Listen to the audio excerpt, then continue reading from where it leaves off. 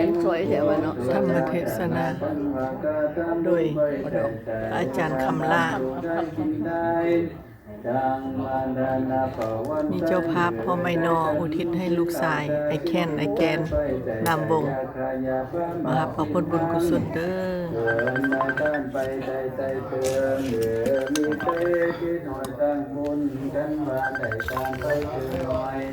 และเหตุใจที่ทำต้องบุญกันมาได้ตามไปเกินหน่อยกันมาได้จงใจก็มาเป็นบุญ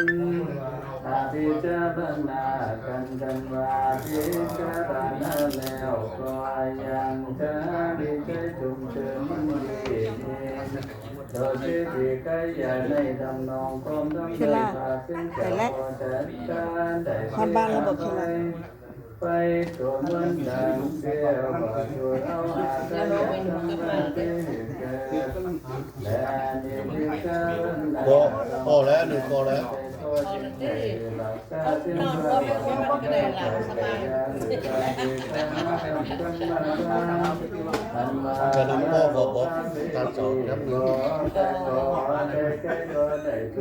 หนาวเรากันยามนำคนนี่ก็นี่ของนำมามืดนี่ก็อยู่ไปขวามือเนี่ยอันนี้สปอนเฮ็ดให้ปอกสะท่ามีออกสะท่าเพิ่นว่าสบายดีมีเห็นหน้าโดนละ2พี่น้องไงเนาะไปมาแต่เจ้าเคยขึ้นคีโมมื้อนี้แพ้คีโมนะฮะครับยังพักแล้วนั่นแหละเมื่อลุกกันนะยิงกันนะลูกสาวนะเป็นนั่นนี่เลยใส่เกมโบแล้วก็เฟิร์นแล้วก็สาวหลาด้วยก็ตายแล้วได้เสียแล้วได้เส้นนี่เส้นนี้นี่ถึงแล้วนี่ถึงแล้วเกิดแล้วก็มาตานอยู่บนนั่นล่ะมาถึงว่าอันน่ะไปสูงกับมานี่อันน่ะไปอาบน้ำแต่ละไปอันน่ะสิไปหมาเขาที่หนึ่งเขาปุ๊บนี่ปุ๊บหนึ่งเขามา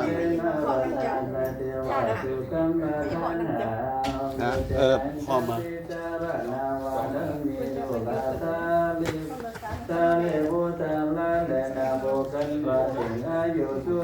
ใส่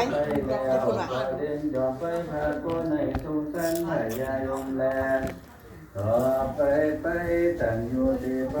บ่มาบอก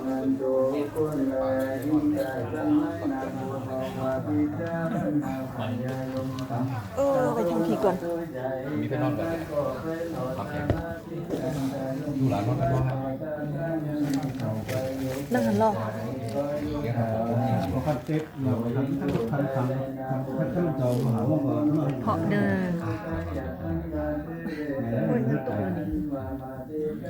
คุณนอนได้เมื่อกี้เราเพาะอันกับอันนั้นเทื่อนึงเลยเด้แล้วเพาะกับไอ้นาเจ้าของมันเป็นร้านมาครับ7 โมงดีแล้ววันนี้ก็หาเป็นวันที่ซีบิวมาก็บอกจะหายินดีมีพิธีชุ่มชื่นหุ้มหืนด้วยความทานมีหัวใจบ้านกล้านาดมีมือถือดอกไม้ธรรมศาสตร์ของหอมจนกันมาหอมตาลยอยืนปือเป็นพื้นเป็นป่าพี่ด้านคำว่างให้เป็นซาเป้าคำดื่มแยกกวางไว้ขี้ขำตาต่างวัดตาสงสารบัดเดียวตุนโตบ่ในพรทิพย์หรือพรก็มีวัตถุประทานตุนตัวนึงกีตามาโดยเจ้าภาพกอบโดยความธรรมยกมาตำ2หน้าแห่งต้นโตผู้ขานตั้งหน้าเจ้าบุญละศรัทธาเปิดจากการอุโมทนานบน้อมยอมมือขอมอบอนร้อนว่าคำพันธนาหากมีตั้งไว้ในมโนไทยดังเจตนาก็ขอให้สมมักดังกับพัฒนาทุกสิ่งขอให้อุดมยิ่งดังใจหมายแกก็ตัดโดยบุญทุนโมดโดยอิสิตังปฏิตังปุมังคิปังคิปาเมวะสามิสัตตุสัพพิปุเรโตสังฆาปัจจันตุปนาลโสยตามาริโจติยะโสยะทัสสะปิติโยอิวะสัตตุสัพพะโลโกอิวะสัตตุมาโนภวะตันตรายสุขิติกายุโกภาวะอภิวาทานาสิริสานิจังวุฒาปัจจายโนจัตตาโลธรรมาวาทันตุอายุวันโนสุขังพลังบุญรักษาก็เอาไว้จริงหน่อยไปเทื่อละหน่อยละหน่อยเนาะคนเฮาก็ได้หนาเอ้ยหายไปปีนึงก็หายไปเถอะขึ้นก่อนไปดู ลุกบ่ได้แล้วบัดนี้ เออลักเช็ดเมื่อเดือนมันก็บ่ลักเช็ดไปเลย ยินดีมีแห่งเด้อสุขุสุคนหอมกินหอมทานนำอันนี้กองบุญของไอ้แกนที่เฮามาเพาะมื้อนี้เด้อ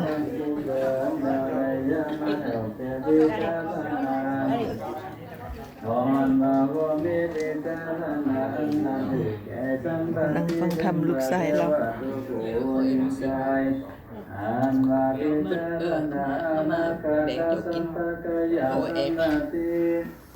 là do là bụng bị nặng kéo như là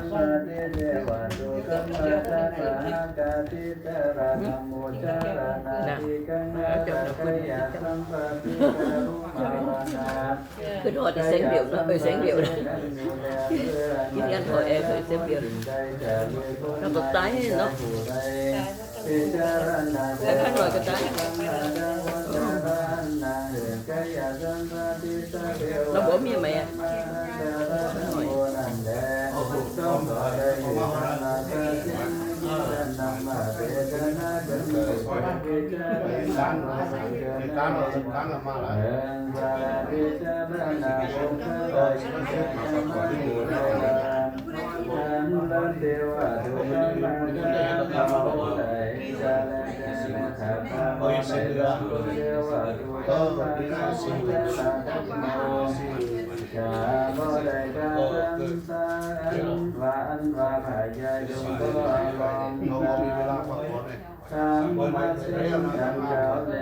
Nếu không ngồi thì mình xem rồi nó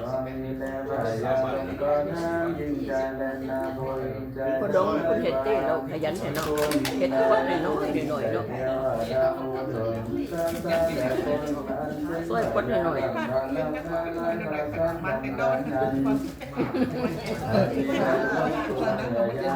đâu cái mắn tê ơi hết quất nổi nổi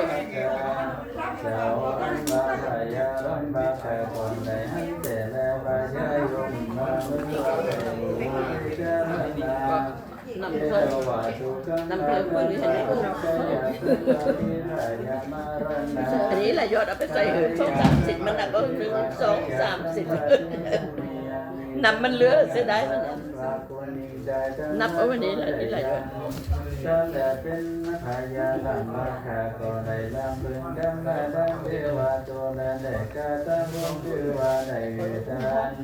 เกี่ยวเจ้าสังการยาเจ้าคนตัวเกิดตาเสียกาจังตั้งปฏิ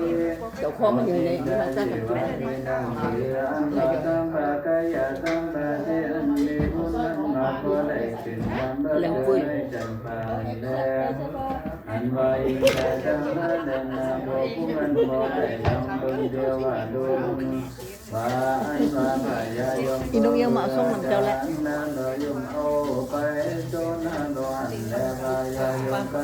ไม่ได้มันเฮ็ดเรียกคนแหละนี่มีกระบอกสมบัตินี่มีกระบอกสมบัติยัดบังกระบอกสมบัติไม่ได้เข้าหาไม่ได้ไปมีแต่มันผู้เดียวแล้วก็ยังมีได้ลำเบิ่งเดียวว่าตุกมันเอาวันดิกสันไปไว้กับบุรีเด็กเล่นไปไว้กับเด็กเล่นแล้วมันไกลเนี่ยไกลคนนาตาลาตุกเวทนาไกได้รำคนเดียวว่าตุตัณหานั่นก็เก่าว่าข้าก็ได้หันสักแต่คุณตานั่นแต่แลเก่าว่าข้าบ่ได้ลำเพิ่งเทว่าตูกัมมาตังมารณาดัมโมจบนี้ลาแบบนี้ก็เอาลูกว่าตุลาเที่ยวว่าตุก็ได้ตามว่าตาเด่นจูว่าเสื้อที่หนองมันเมาเด่นดังกายตัมมาติดาดันก็ลาบก็เลยไปที่นึงก็ลาบอย่างก็คอยว่ากันคอยว่าไก่จุกไป18giờไปใต้เมืองลาว18giờไปฝรั่งเศ